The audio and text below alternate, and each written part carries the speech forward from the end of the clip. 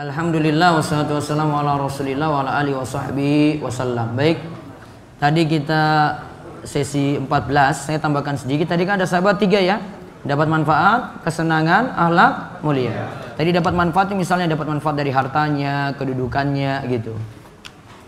Kalau dari kesenangan, senang ngobrol dengannya, nongkrong dengannya, ngopi bareng dengannya. Nah itu. Apa? Nonton bareng dengannya, atau touring bareng dengannya, reading bareng dengannya. Itu. Apa naik gunung? Apa naik gunung? Hiking. Nah, hiking dengannya. Itu kesenangan-kesenangan semuanya. TikTok. Yang paling utama itu yang dapat akhlak mulia. Baik, sekarang kita masuk adab dalam kehidupan ilmiah. Langsung kita bahas ke-24, ke-25, ke-26, ke-27, ke-28. 5 langsung, ayo. Adab dalam kehidupan ilmiah. Memiliki motivasi tinggi dalam menuntut ilmu. Motivasi tinggi merupakan salah satu karakter Islam. Poros negatif atau positif pada kepribadianmu dan pengontrol anggota badanmu. Motivasi tinggi dengan izin Allah akan mendatangkan kebaikan yang tak terbatas banyaknya kepadamu, supaya engkau bisa menapaki tangga-tangga kesempurnaan. Ia mengalirkan di dalam pembuluh darahmu darah kemuliaan dan semangat berkompetisi di lapangan ilmu dan amal, sehingga orang-orang tidak melihatmu berdiri kecuali di pintu-pintu kemuliaan atau membuka tangan kecuali untuk urusan-urusan yang penting. Nah, memiliki motivasi tinggi namanya himmah. Himmah.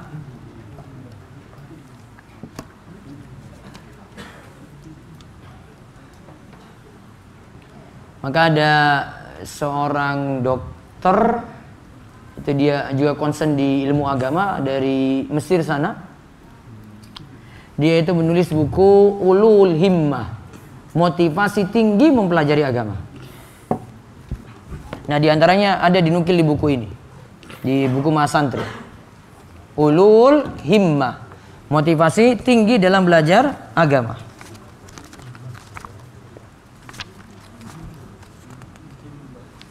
Himmah, karya Muhammad Ahmad Ismail Al-Muqaddam, Dr. Ismail Al-Muqaddam. Dr. Ismail Al-Muqaddam. Dia punya 2 keahlian, yaitu ilmu agama. Dia masuk Al-Azhar, dia juga masuk di dokter juga sama. 2 langsung dia peroleh gelar. Itu punya motivasi yang tinggi. Itu banyak buku seperti itu juga, namun situ keistimewaannya dia cerita-cerita banyak tentang para ulama semangat untuk belajar gitu. Saya nggak tahu kalau sudah ada terjemahannya atau belum. Terus berhias dengan motivasi tinggi akan membuang semua angan-angan dan perbuatan rendah dari dirimu, serta mencabut pohon kehinaan dan sikap mencari muka atau menjilat darimu. Orang yang bermotivasi tinggi itu teguh hati dan tidak gentar menghadapi berbagai situasi. Sedangkan orang yang tidak memiliki motivasi itu pengecut dan mulutnya dibungkam oleh kegagapan. Jangan salah, motivasi tinggi itu tidak sama dengan kesombongan. Keduanya memiliki perbedaan sejauh jarak antara langit yang berhujan dan bumi yang bertumbuhan. Motivasi tinggi adalah perhiasan para pewaris Nabi, sedangkan kesombongan adalah penyakit para tirani yang celaka. Nah, kalau ulul himmah, motivasi tinggi itu beda dengan kesombongan. Ya, dan motivasi tinggi ini yang dimiliki oleh para nabi. Jadi dibedakan antara kesombongan dengan motivasi tinggi tersebut. Terus, wahai penuntut ilmu, ukirlah motivasi tinggi untuk dirimu, jangan berpaling darinya. Sedangkan syariat telah mengisyaratkan anjuran kepadanya dalam banyak hukum fikih yang berhubungan erat dengan kehidupanmu, agar engkau selalu siaga untuk memanfaatkannya.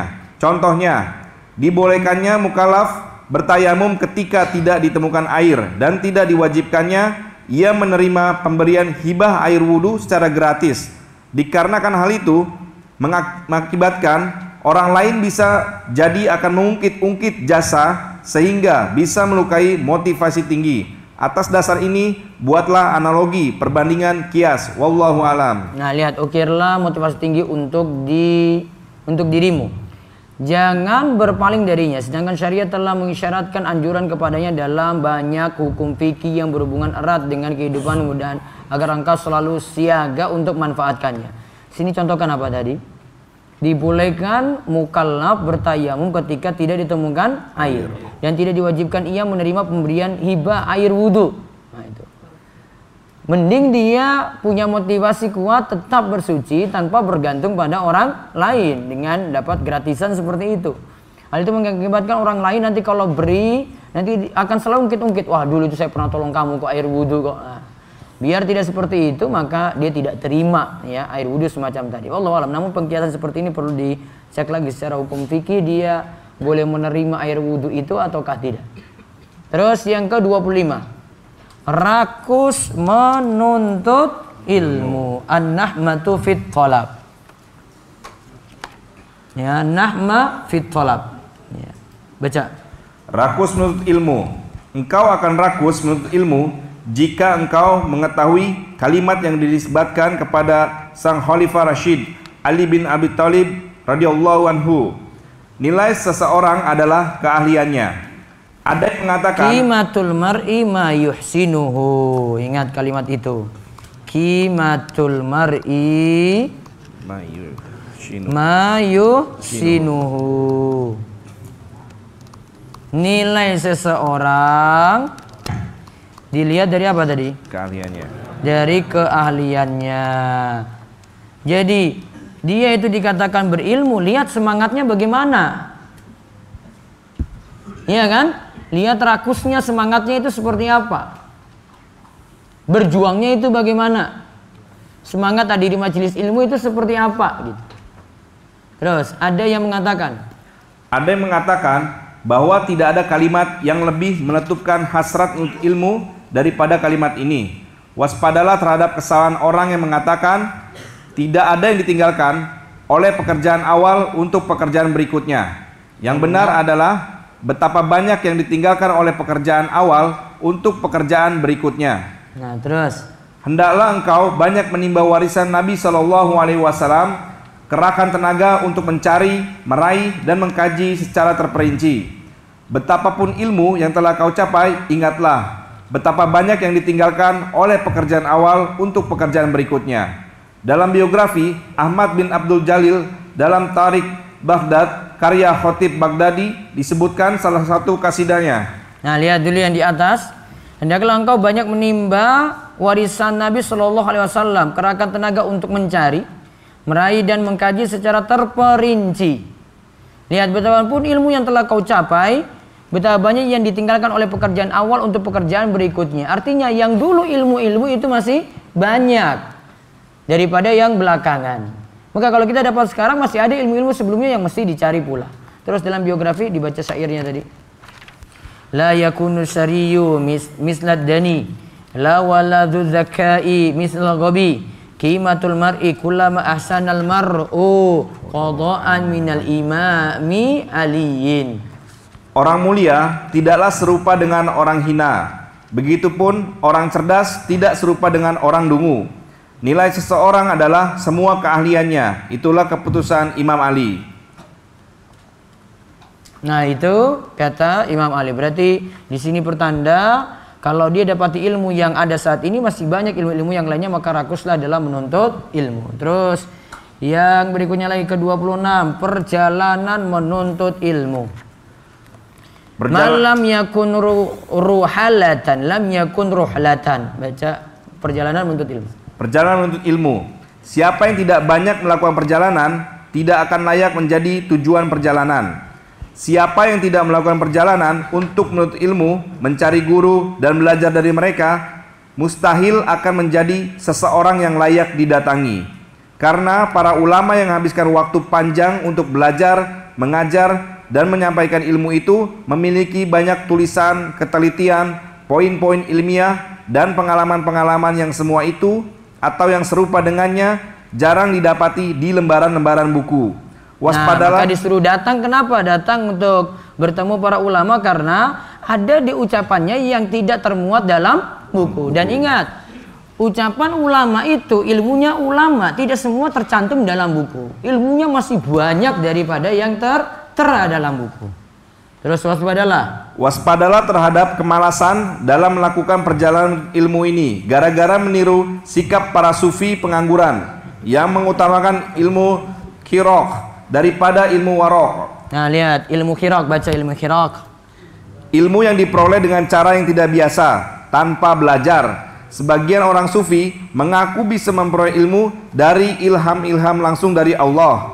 Sedangkan ilmu yang dipelajari umumnya manusia, mereka sebut ilmu waraq atau ilmu kertas. Nah, kalau mereka langsung dari Allah, laduni. Ya, ilmu laduni. Langsung Allah yang beri. Kalau kamu masih ngaji. Waraq kamu itu, waraq. Kalau ini khiraq, langsung dari Allah itu dapat. Sanatnya langsung, sanatnya nggak terputus. Langsung. Kalau kamu terputus, kamu buku, warok, kertas kamu. Itu sufi, nggak usah dengar orang stres gitu aja gampangannya. Maka di sini kan di awal tadi disuruh belajar dari guru. Apa tadi manfaat dari belajar dari guru sini ya? Sekarang melakukan perjalanan belajar dari guru. Melakukan perjalanan belajar dari guru. Apa tadi manfaatnya? Hah? Apa manfaatnya tadi? Nah, karena ada ilmu yang tidak tertulis.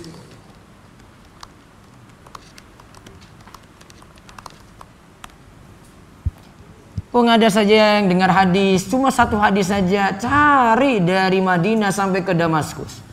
Dia mau dengar langsung dari Abu Darda. Ya, mau dengar langsung dari Abu Darda. Jauh-jauh Abu Darda lagi duduk dengan teman-temannya di masjid, kemudian dia bilang, saya jauh-jauh dari Madinah mau dengar satu hadis ini. Saya tahu hadisnya, namun saya mau dengar langsung darimu. Kalau kita zaman ini cukup jawab aja, WA saja sudah cukup Ustaz. Nggak usah datang jauh-jauh gitu. Datang jauh-jauh satu hadis. Ya, satu hadis saja itu. Imam Ahmad memiliki musnad, ya, musnad al-Imam Ahmad, ya, musnad al-Imam Ahmad. Ini disusun 2 kali keliling dunia. Insyaallah. Ya, 2 kali keliling dunia.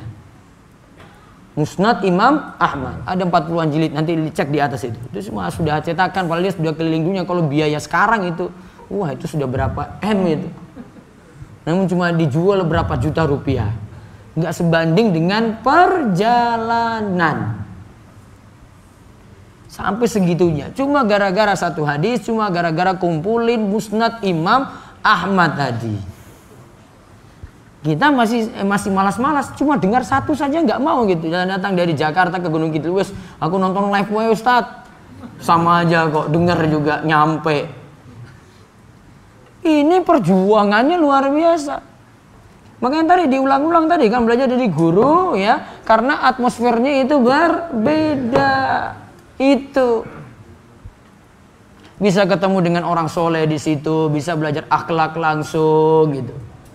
Makanya yang belajar dari Imam Ahmad itu jamaahnya itu 5.000 jamaah, wes rutin itu. Imam Ahmad yang nyatat cuma 500, sisanya berarti berapa? 4.500 jiping. Apa jiping? Ngaji kuping. Kenapa jiping tadi? Lihat Imam Ahmad itu, Masya Allah. Imam Ahmad Masya Allah halaknya luar biasa itu Imam Ahmad. Yang lain 500 nyata itu. Banyak cuma 1/10 saja. Yang lainnya semuanya dengar itu Imam Ahmad tuh ngomong. Kayak gitu tujuannya. Jauh-jauh cuma gitu. Ya, motivasi mereka dalam mencari ilmu dengan bersafar. Ada yang sampai bersafarnya itu karena kena musim dingin. Ada seorang ulama bernama Al-Khwarizmi.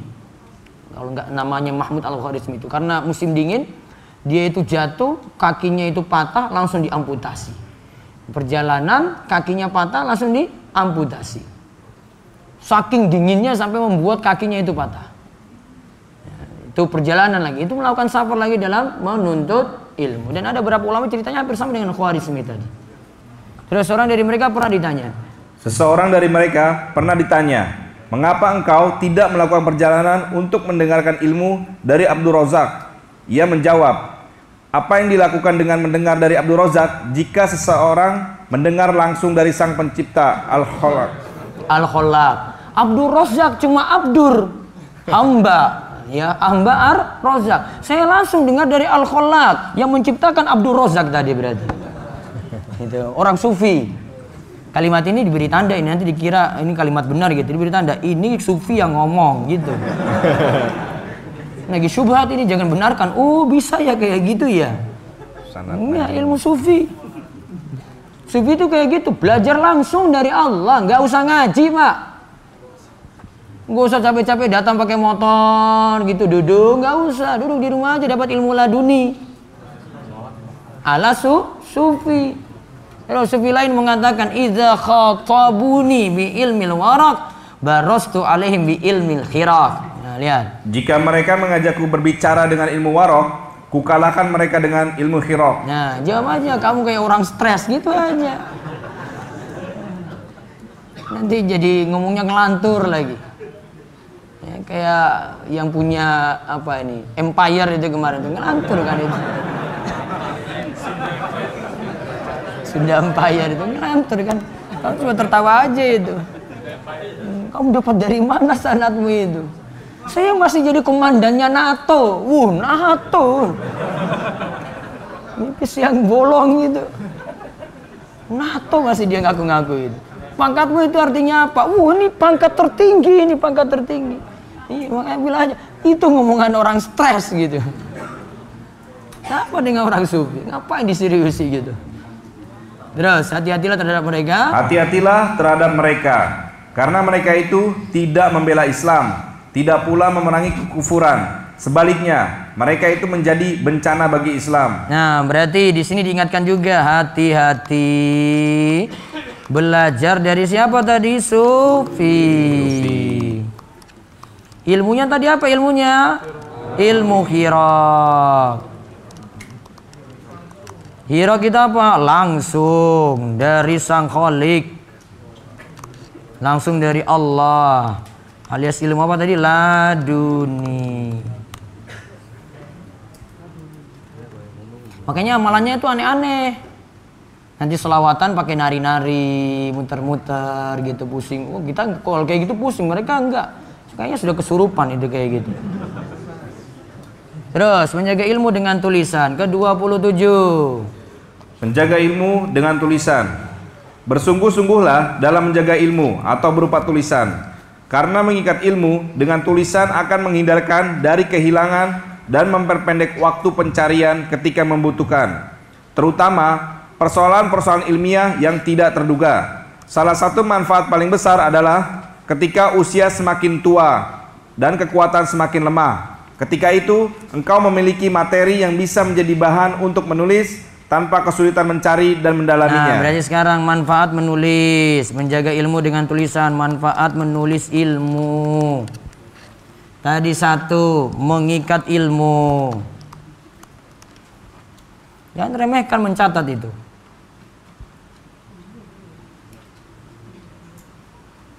Terus tidak sulit-sulit mencari ilmu lagi.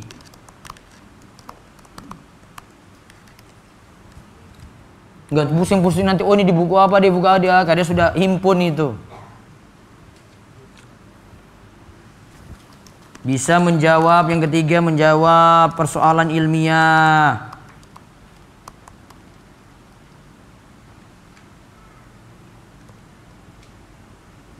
Yang tidak terduga, tiba-tiba datang, nah dia tahu sudah ada catatan dalam hal ini. Nah terus baca lagi, karena itu buatlah koleksi catatan untuk menulis berbagai informasi ilmiah, hal-hal unik dan pembahasan yang berserak-serak di berbagai tempat yang tidak terduga. Jika engkau memiliki sampul untuk menulis kandungan catatan tersebut, itu baik. Kemudian pindahkan koleksi yang terhimpun padamu itu pada catatan lain yang ditertibkan berdasarkan tema-tema. Diberi tulisan tentang tema utama yang dibahas dengan mencantumkan judul buku, nomor halaman dan jilid. Nah, lihat situ. Caranya itu, ini cara dia membuat ringkasan di sini. Setelah dia nukil, dia pindahkan dalam sebuah catatan, kemudian nanti cantumkan itu judul bukunya apa, nomor halamannya berapa, jilid ke berapa. Jadi dia tahu nanti, oh ini saya pernah baca di buku tafsir ini, jilid sekian, halaman sekian. Terus kemudian tulislah pada catatanmu itu telah dinukil, supaya tidak bercampur dengan catatan yang belum dinukil. Terus. Sebagaimana sebaiknya engkau menulis telah sampai pada halaman sekian, terkait dengan pencapaian bacaan buku yang kamu lakukan, sehingga tidak ada bagian yang terlewatkan. Nah, ini kita ini kurang di sini nih. Ada buku sudah dibaca nggak kasih batas. Ya wes mau lanjut lagi, bingung ini sampai mana ini. Ya. Nah, ini beliau ajarkan seperti itu. Nah, kalau yang bagus tadi ya catatannya ya. Jadi dibuat ini sumbernya dari buku apa, jilid ke berapa, halaman berapa. Terus para ulama memiliki beberapa tulisan mengenai hal ini. Di antaranya Bada'iul Fawaid, Ibnul Qayyim, Khobayat Zawaya, Zarkashi, Al-Iqfal, Bayaqol Khobaya, dan lain-lain.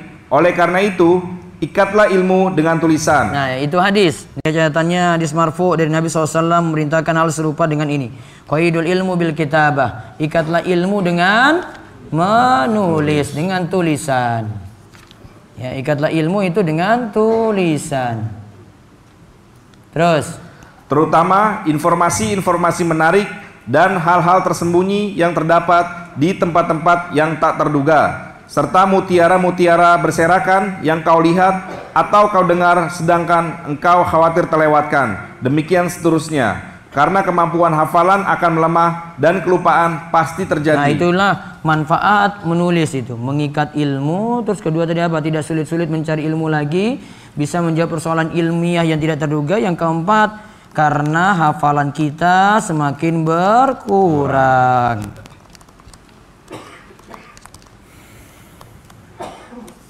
Nah, terus menjaga ilmu dengan perhatian. Hifdzur riayah. Ayo. Menjaga ilmu dengan perhatian. Berusahalah bersungguh-sungguh untuk menjaga ilmu dengan perhatian, dengan cara mengamalkan dan mengikutinya. Nah, itu beri catatan. Yaitu diamalkan. Di sini tulis bil amal wal ittiba. Dengan diamalkan dan ittiba, mengikutinya. Lihat perkataan Al-Khatib Al-Baghdadi.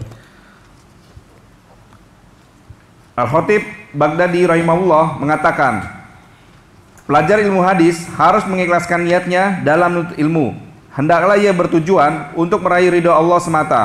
Hendaklah ia berhati-hati jangan sampai menjadikan ilmu sebagai jalan untuk meraih berbagai ambisi dan cara untuk memperoleh kompensasi.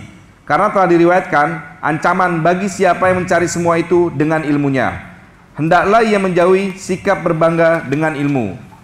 Jangan pula tujuannya mencari ilmu hadis adalah memperoleh jabatan kepemimpinan, memperoleh banyak pengikut, dan menyelenggarakan berbagai forum. Karena penyakit yang menyerang para ulama kebanyakan berasal dari arah ini. Hendaklah penjagaan hadis yang dilakukannya adalah dengan cara memperhatikan, bukan hanya dengan menceritakan. Karena orang-orang yang menceritakan ilmu itu banyak, tetapi yang memperhatikannya sedikit. Betapa banyak orang yang hadir. Karena orang-orang yang menceritakan ilmu itu banyak, tapi yang memperhatikannya itu sedikit. Hendaklah penjagaan hadis yang dilakukannya adalah dengan cara memperhatikan, bukan hanya dengan menceritakan. Nah, terus betapa banyak orang hadir sama dengan orang tidak hadir, orang berilmu yang sama dengan orang bodoh, dan penghafal hadis yang tidak mendapat manfaat darinya sama sekali, karena keengganannya melaksanakan hukumnya seperti orang yang sama sekali tidak mengerti dan tidak memiliki ilmu mengenainya.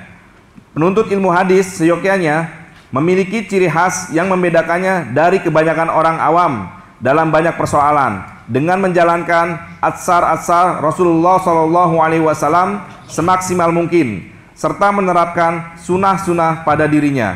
Karena Allah Subhanahu wa taala berfirman dalam surat Al-Ahzab ayat 21. Laqad kana lakum fi Rasulillahi uswatun hasanatun. Sungguh pada diri Rasulullah itu terdapat suri tauladan bagimu. Nah, lihat, berarti di sini poin ke-28 intinya kalau punya ilmu itu diamalkan. Kuncinya di situ. Jadi ada satu ajaran kita dengar ini sunnah Nabi, minimal diamalkan satu kali gitu. Atau istilah para ulama dulu, ada ilmu yang didapati semuanya minimal 2,5% itu diamalkan. 2,5%, satu bagian dari 40. Paham kan? Satu bagian dari 40. Nah, itu diamalkan itu. Terus yang terakhir, mengulang-ulang hafalan. Mengulang-ulang hafalan. Ulang-ulanglah ilmumu dari waktu ke waktu. Karena berhenti mengulang adalah tanda hilangnya ilmu apapun juga. Diriwayatkan dari Ibnu Umar dan radhiyallahu anhuma bahwa Rasulullah SAW bersabda, perumpamaan penghafal Al-Quran itu ibarat pemilik unta yang terikat. Jika ia terus menjaganya, maka akan bisa menahannya. Tetapi jika melepasnya, maka ia pasti pergi. Nah, kalau Al-Quran seperti itu, ilmu juga seperti itu. Kalau tidak diulang-ulang, ilmu itu akan lepas. Maka kadang ada orang yang hadiri majelis ilmu cuma ingin murojaah saja, ulang saja. Sama seperti Al-Quran gitu, dia ingin ulang terus. Ini materi ini sudah pernah dia ikuti, salah satu usul, sudah pernah diajarkan itu, namun dia ingin ulang lagi biar kokoh ilmu tadi. Dulu kitab tauhid sudah pernah dengar, ya, namun pengen ulang lagi biar dengar ulang lagi. Ya, fungsinya itu kayak gitu. Maka ilmu itu perlu diulang-ulang. Nah, kalau ini hafalan berarti hafalannya perlu diulang-ulang. Terus Al-Hafiz Ibnu Abdul Bar berkata, hadis ini mengandung dalil bahwa barang siapa yang tidak mengulang-ulang ilmunya, maka ilmunya itu akan hilang siapapun dia. Ilmu mereka di masa itu adalah Al-Quran, tidak ada yang lain. Apabila Al-Quran yang dimudahkan untuk menjadi pelajaran saja akan hilang, bila tidak diulang-ulang, maka bagaimana kiranya ilmu-ilmu yang lain? Sebaik-baik ilmu adalah yang dihafal kaidah-kaidahnya, diingat cabangnya, membawa kepada Allah Subhanahu wa taala dan membimbing kepada ridhonya. Nah, jadi kuncinya dari mengulang-ulang hafal itu banyak mengulang terus dan ikhlaskan niat karena Allah.